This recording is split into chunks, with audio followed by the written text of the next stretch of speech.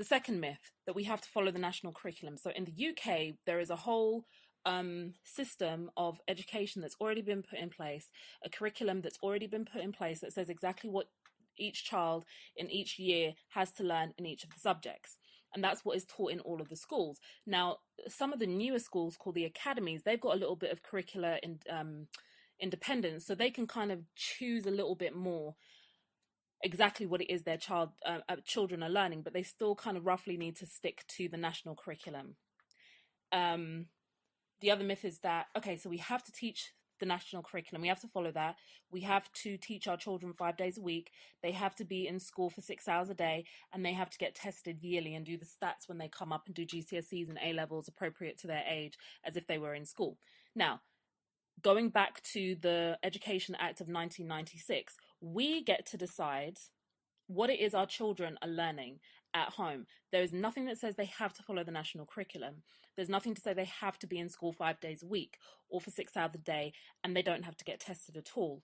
It's up to us as parents to decide to ensure that they are receiving what we decide to be efficient full-time education, either by sending them to school or otherwise. And the otherwise bit gives us the freedom to decide what is full-time efficient education for our children.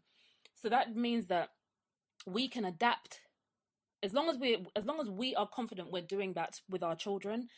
Then we have the freedom to do it in the way that we want to, because there's lots of different types of homeschooling. You've got this kind of strict, structured homeschooling. You've got flexi schooling, where your child spends some time in school and some time at home.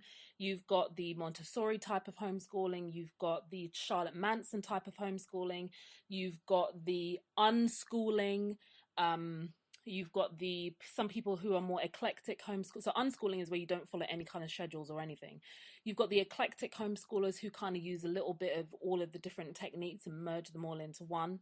But we are able to, there's nothing that says that we have to do certain things. So if you see a homeschooling family who are always out and about in the park on a Wednesday, there's nothing against that.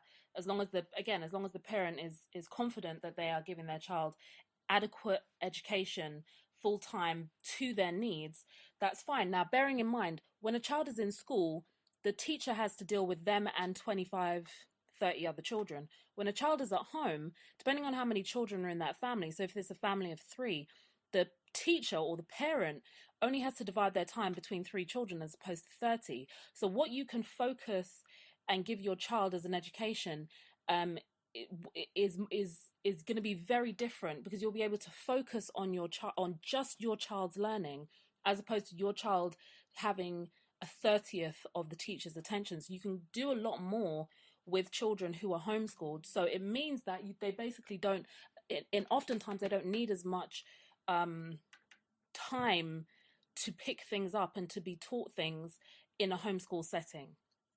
This is why you will find that a lot of homeschoolers take longer holidays, have shorter school days, don't even have school every single day. We went to a riding school up in Luton because our children love horse riding, and the owner of the riding school homeschools her 3 boys, or her 2 boys, and she said that if they homeschool for more than 5 months in a year, her boys end up being academically like 2 years ahead. So she just feels that she just has to slow down. 5 months of education and 5 months of schooling a year is pretty much all they need. They're always doing educational stuff. They're always learning and all these types of things, because they help her to run the riding school, and they love riding themselves. So they're always reading and doing all these types of things. But actually sitting down, we are in school time now. She says she only really needs to do that 5 months of the year. The third myth that surrounds homeschooling is that, and this we hear a lot, homeschooled children are antisocial. Are homeschooled children different? Yes, I would definitely agree with that. Are homeschooled children antisocial? I would not agree with that. Now, personally, I know I was so antisocial in school. I felt like I was being bullied when I was in primary school. I don't think I actually was, thinking back, but I felt very bullied. In secondary school, I did have more friends, but I did have a lot of like emotional issues, and I didn't like always being around so many people.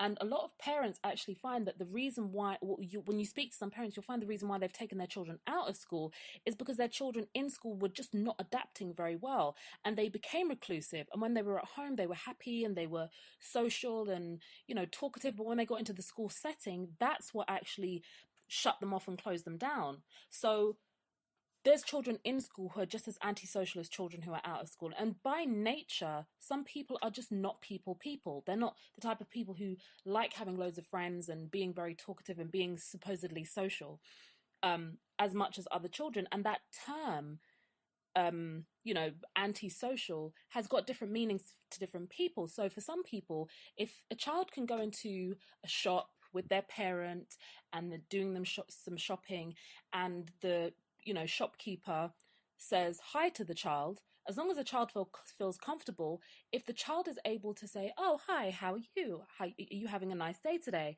And strike up a conversation with a stranger, that is some parents' version of, yeah, my child is perfectly social.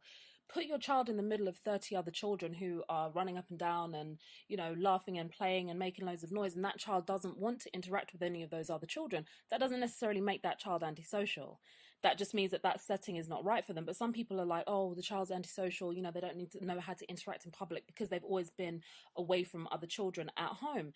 That's not necessarily the case at all, because our children are pretty social and they pretty much spend most of their time at home with us. Obviously, granted, we've got a bigger family, but I know there are families who have only got 1 or 2 children who are perfectly happy to intermix with other children when they get into a setting with other children.